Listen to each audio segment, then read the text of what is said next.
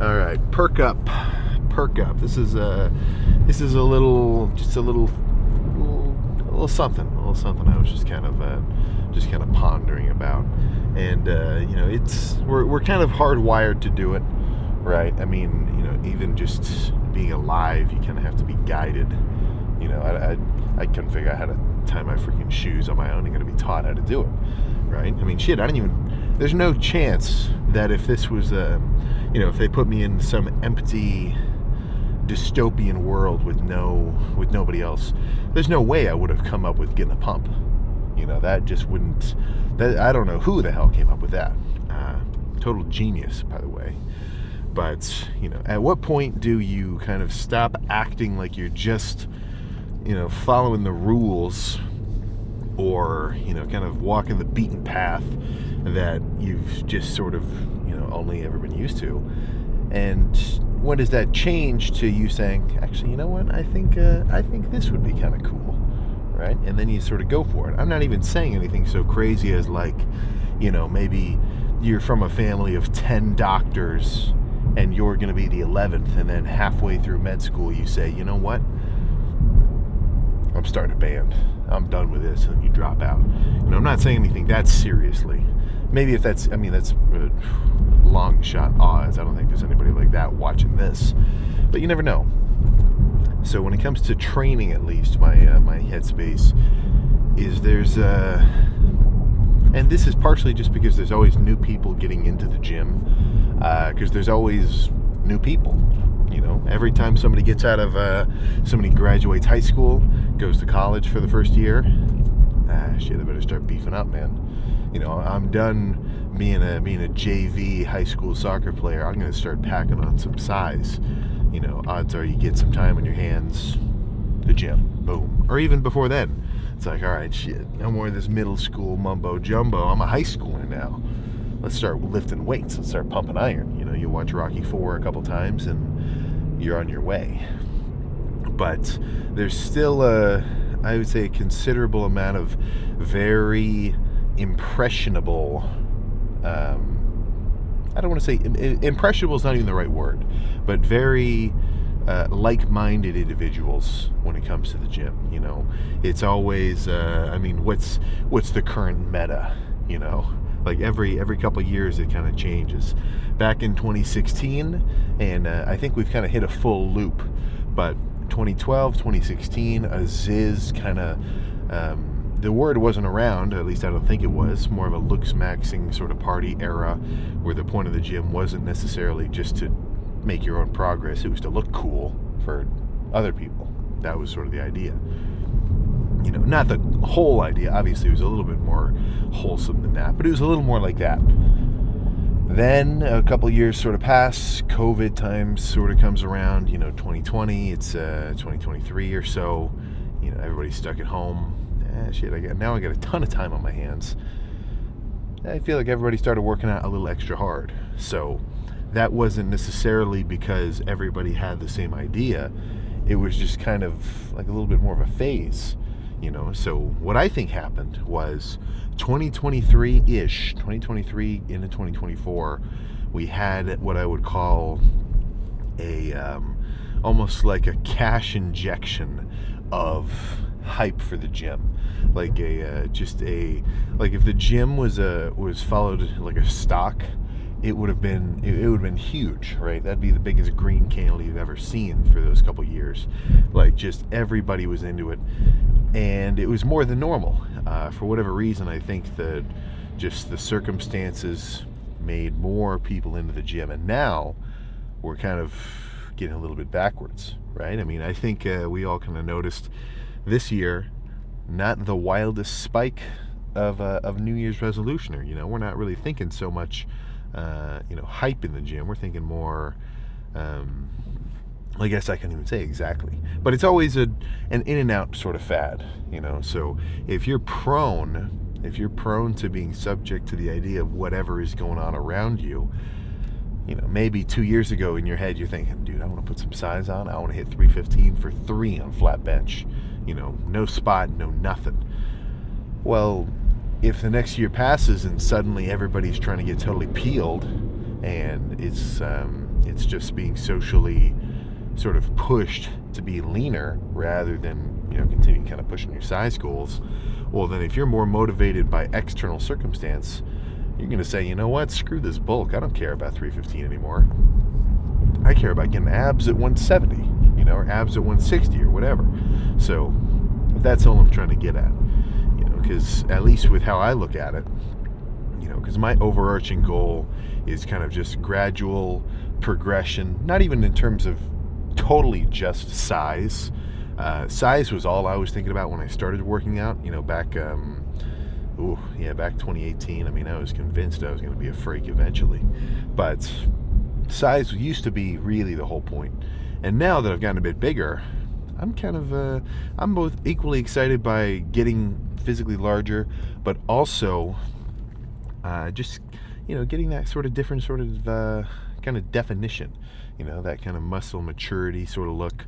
Like if over the next 3 years, if I didn't gain, you know, more than 5 pounds of muscle, I would still look substantially different at the end of it, just because now I've got a couple years of heavy sets and, you know, squeezing, burning pumps under my belt, which give you that kind of just more solid, grainy look, you know. So even if it's not all about size progression, it's still progression for its own sake, just in a kind of a different way, you know. So the closer I've gotten to 300, actually the further away it kind of makes me feel like I want to be, you know. So I mean, I'm going to keep getting bigger. This will be an off season. I'm putting some size on. Like this morning's weight was 247.5, so we're getting close to that 250, still relatively lean. But yeah, the point is no longer just unadulterated mass. It's a little bit more specified, you know, but we'll see what happens. We will freaking see what happens. But if I was always thinking in my head every off season, every bulk, like, oh man, you know, I really want to post a super lean picture on Instagram right now, well, I'd never bulk. You know, if my thing was, if the validation that I really needed in my head was always, oh, I gotta show off myself being like super diced year round, well, that wouldn't really, you know, go along with my long-term goals, because my long-term goals don't need me to be lean year round. And not only that, but it would kind of go against them, you know. If I was totally peeled, like if I stayed show ready indefinitely, I mean, I'd look pretty cool, but I wouldn't grow, and I wouldn't be throwing around heavier weights, and I mean, that's really fun for me. So just try to put a bit more value on what I'd kind of call your internal desire versus your sort of external expectation. And sometimes it's hard to discern between the two, because they both feel the same. Like it's a motivation, you know, internally either way. But one is like a direct motivation. So for me to come in today and say I want to get a really good hamstring pump, it's not for the purpose of I want to get a really good hamstring pump so that other people are impressed with my hamstring and then I'm happy. It's I want to get a good hamstring pump so I'm happy. You know, there's not that roundabout sort of filter before the dopamine release, right? So, you know, it's honestly, I guess I'm trying to say, don't be a poser. You know, don't just do shit for other people's approval. Do you know, do whatever you're into just because you like it, and then odds are you're gonna have more fun with it, and you're probably gonna do better at it. You know, because it's you know, external forces aren't really the best motivator. Like imagine, you know, fast forward however many years, imagine you've got a kid and he's getting there, you know, he's you know what, you know, this is him to you. He's like, you know what, Dad, I'm not really into football anymore, or I'm not really into whatever sport. I'm not really that, it just doesn't click. I don't like that. I think I want to start working out, right? Imagine then you start just trying to force the gym on him, you know, as hard as you can. Well, the guy's going to hate it. He's probably going to freaking, you know, not even, he's going to now avoid the gym because you've pushed it so hard. So it's kind of got to come internally, you know, and you can't, it's like shit. You can sprout you can plant the seed, but you can't make it sprout, I guess is how I would describe it. But either way, at the end of the day, what I'm getting at is if I didn't have this camera with me, I'd still be smacking my hamstrings around. So I'm talking laying curls, seated curls, RDL, and hamstrings is kind of a more, let's just say, non-interesting lift. So I think I'll overlay this with some Q&A questions. So for the lift portion, let's just jump to question number 1. All right, there we go. So I'm just going to get these questions from the comments section. I didn't even think about this. I can just sort, or I can search specifically for comments that have a question mark, and then I get some solid questions right there. But hey Sam, new to lifting properly, to be fair, from I'm Niam Mahone. There we go. I'm trying to gain some more muscle, of course, but I have a question. When you're lean bulking, do you recommend cutting cardio or eating more to get the surplus? So kind of a trick question, or I guess a trick answer to that question, because I'd say you just kind of have to do both, you know? If you're really strapped, I guess the tip would be get more food into your system so you can actually have enough energy to facilitate your growth. But really, I'd say you want to be doing both, you know? So as much as I'm going to be pushing food, which it doesn't feel like I have to do yet, I feel like I've just been eating kind of when I'm hungry, and that's already got me back up to 247. But it's kind of the same for everybody. If you start a bulk, over time, if you want to continue gaining weight, it's going to get trickier and trickier.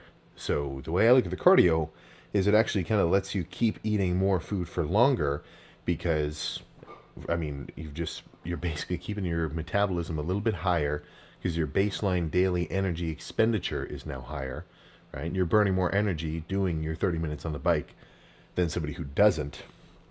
So even though it kind of seems like it cancels out on paper, and that cardio is just purely this energy calculation, so if I want to gain more weight, all I have to do is not burn so many calories, which, you know, I can follow the argument, but you'd be better off eating those 300 that you think your 300 calories of cardio is burning off than not, at least in terms of a bulk longevity standpoint, just from, you know, the actual benefits that you'll get in the gym. So if you're going to do one, I mean, definitely eat enough food to grow. If you don't do that, your bulk's not really going to bulk. But having your cardio in the mix, that's a recommendation. You know, as much as I've bulked before, the times when I haven't done my cardio, I've kind of paid for it, either by getting softer than I'd like, or my cardio just gets really bad, and then I'm like breathing crazy heavy in between leg days, and I'm not just having efficient workouts, you know? So I'd recommend both, kind of in tandem. I am Brandon H. We got a lot of I am usernames here. We're doing easy bar curls on a free weight bar opposed to a machine be effective in that incline bench position. So that's where I just put a preacher bench up against the cable. So instead of using gravity to pull directly downward on an easy bar, the cable is pulling the bar directly towards that pivot point on the cable, that pulley. And yes, definitely, an easy bar curl would work there. It's just a different way of loading. I think I should get an easy bar in the gym, at least just one of the free bar ones. There'd be no need for like the that stack of like 10 of them, because just having a good easy bar, plate loaded, that's really all you need. A commercial gym would need all the individual ones, but just for me, if I had an easy bar sitting around, I'd probably throw on some easy bar curls as well.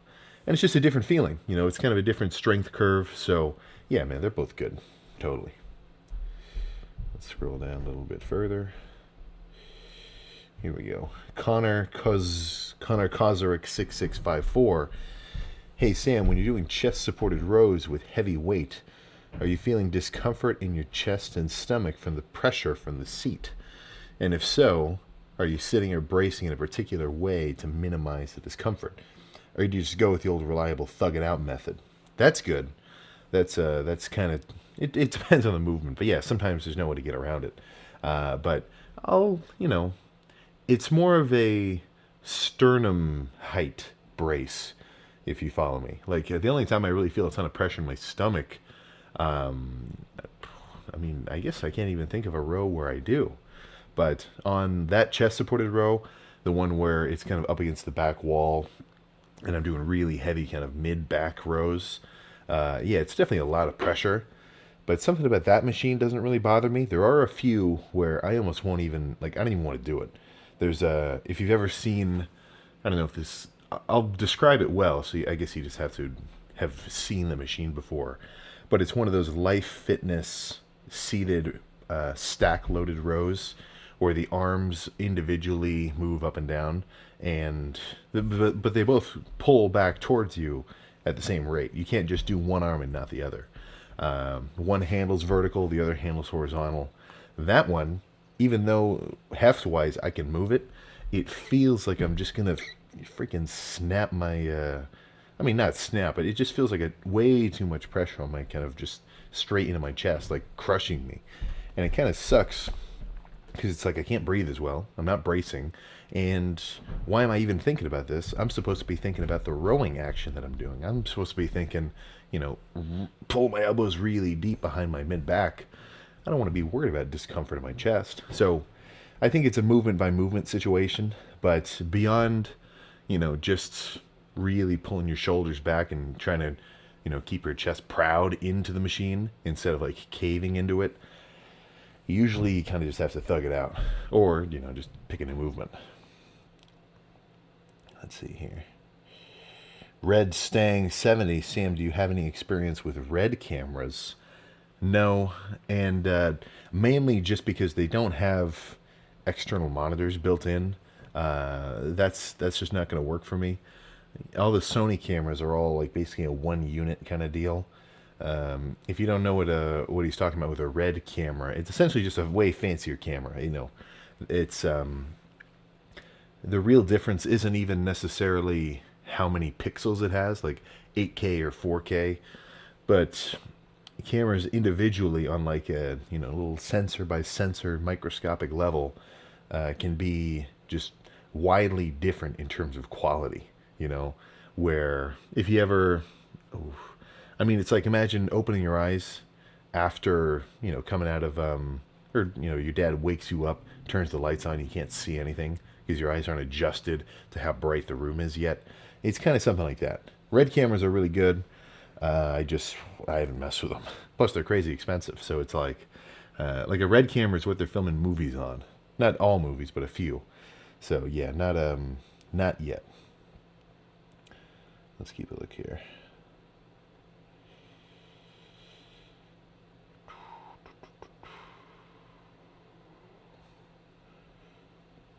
Here we go.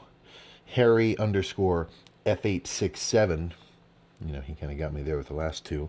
I'm looking for advice. I'm 16, going on 17, 6'3", 85 kilos. So that's almost, shit. Let me do the math here. 85 times 2.2. 187. All right.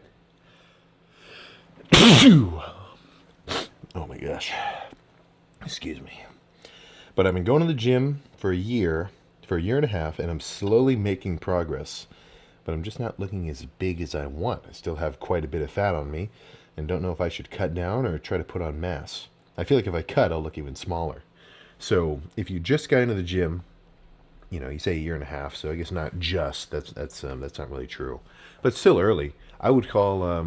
I'd say you can still reap the benefits of being new to the gym, probably within even the first 3 years of your training. But the way you describe that makes it sound like you'd be a peeled. So what? You're 187. You'd probably be a peeled 160. So I'd say you get a lot of room to grow. I certainly wouldn't recommend an instant cut. If anything, especially in the beginning of your training career, and I don't even like the word career, but in the beginning of your time training, then you can definitely make use of a little bit of body recomp, where just the fact that you're new to training, relatively, you can still progress whilst losing some body fat, I feel. So that's where I wouldn't even necessarily say try to push it in a dieting phase or try to push it super hard in a bulking phase. More like just make sure you're getting your food in, So if you're 187 now and you still have some extra body fat on you, I'd say that puts you at least 150 grams of protein as your daily allotment. That's going to come from ground beef, eggs, turkey, meats, fish, protein powder, any of those, kind of classic solid protein sources. And then, just make sure you're at least eating maintenance. So plug in your information into a maintenance calorie calculator online. They're not 100% accurate, but it's a pretty good baseline to give you an idea. And, okay, I'm 6'3", I'm 16 and a half, I'm 187 pounds. I'm probably, whatever percent body fat, maybe 12, 15, something like that. And I work out 6 times a week. Those are all the questions it's going to ask you. Plug all that information in, and it'll pump out a few numbers. And it's close enough that it's a good baseline to start with. So, you didn't say you've been really getting into your diet yet. I'd assume you're at least, getting a protein shake in every now and again. But a real consistent 150, 160 grams of protein, maybe up your carbs a little bit, get yourself some cream of rice, maybe, just slam a freaking Rice Krispie treat every so often just to up your daily calorie intake. But not so much that you're actually bulking, but, so you've got a few more. I mean, don't underestimate the power of an extra 100 grams of carbs a day. It's only 400 calories, but that can put somebody from, just staying the same size to gradually, slowly gaining weight. So I'd say just kind of up your grub game, man, and keep trying to push strength-wise. I'd be curious what you guys think, but as far as my understanding is, you've got a pretty substantial spread of size, where as you get bigger, you're also going to pretty much get just as much stronger.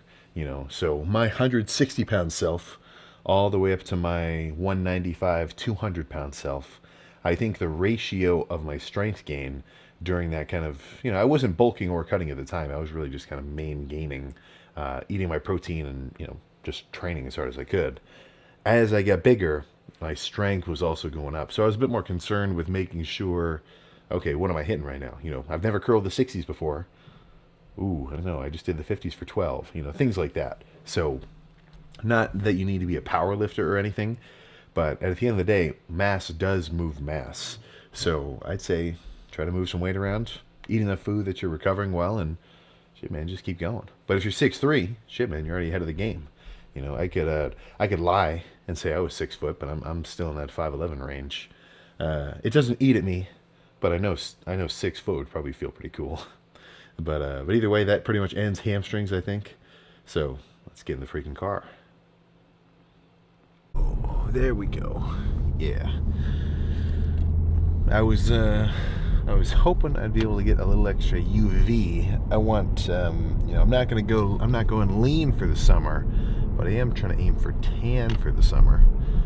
But it's a little overcast, and it's no fun if you sit for 2 minutes in the sun and then 5 minutes in the shade, only for that same ratio of time to continue on. It's just, wait for a blazer, wait for a warm one. But yeah, plan those. Go get some freaking grub. I'm starving. So pre-workout meal was 120-ish grams of cream of rice, the raw honey nut cereal flavor. I'm waiting for one because I have a favorite, but it's not released yet. We just tweak the flavor just a little, so give it some time. But yeah, that one's my favorite. But with this one, just kind of basically sweet. So my cream of rice recipe is always cream of rice and cream of wheat, really kind of either or, but it's always sort of the same. 100-ish grams of carbs worth, cooked, then finished with about 100 or 200 grams of frozen blueberries, which kind of speeds up the eating process, because as soon as this thing's done, actually finishing in the microwave or off the stove or however you're doing it, I mean, it's freaking boiling. You can't even eat it. It's way too hot.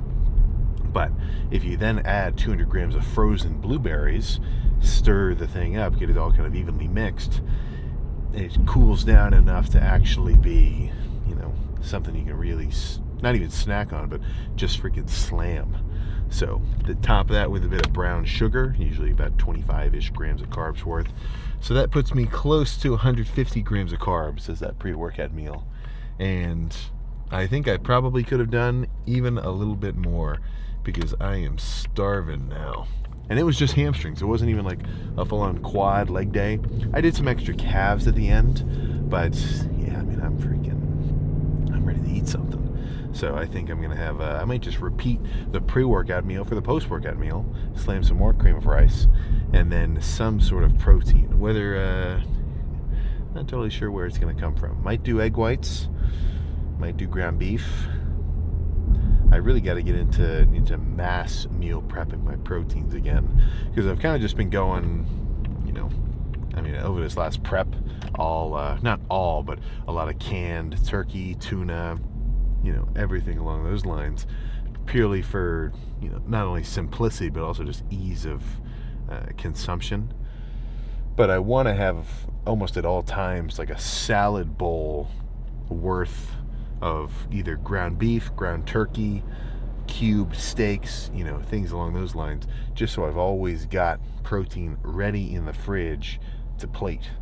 Because the last thing you want to do on a meal by meal basis is try to cook everything individually. The amount of time it takes to sit and cook 5 pounds of ground beef is pretty comparable to the amount of time it takes to cook 1 pound.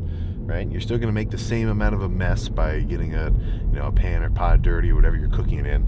You're going to sit and kind of baby it for a second while you're stirring.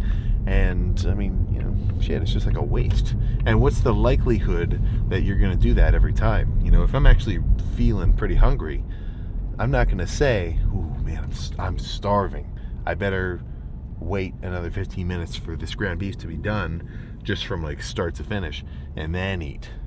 You're kind of going to be a little bit more tempted to just go for whatever's immediately available. Primarily some sort of freaking, snack that you're just eating because you're hungry. I've never finished a post-workout meal and thought, wow, I am starving right now. I could slam half a sleeve of Pringles. Like that thought has never occurred to me in my head. But if I'm feeling kind of hungry, I guess it's kind of weird. It's not when you're starving that you want total trash. It's when you're just a little hungry. You're just like, I'm kind of bored, hungry. I can eat some Pringles. And then before you know it, boom, you just slammed 20, 30 grams of fat, 80 grams of carbs, a negligible amount of protein just from, whatever carb source the Pringles are really made out of, which is not just potatoes. It's some kind of blend of all sorts of stuff. Now, if you're bulking, not so much of a problem. That is just more kind of fuel for the fire. But if you're dieting, that's going to totally screw you up, man. You take somebody who's actually in a solid diet, tracking all his calories, doing his cardio, and then you give him half a sleeve of Pringles a day, that can totally kill his pound-a-week trajectory. So just, you got to be careful about that sort of thing. In off-season, I guess not so much. It's you're still trying to gain size, so extra calories aren't going to hurt you. But if you're trying to diet down, that's where, honestly, the tip of having a bunch of protein in the fridge already ready is even more important, because then at least you can kind of kill that hunger feeling with maybe your 3 rice cakes and half a pound of ground beef with some sugar-free teriyaki sauce. Now that I say that, it's actually making me kind of hungry for that, so maybe I'm going to totally turn my post-workout meal around. But either way, tomorrow has the potential to be a rest day, I think. I'm not totally sure. I'm going to wait till I wake up and see how fresh I feel. But I think it might do me good to have one more day before chest. So I guess I'll just see it for whatever tomorrow brings.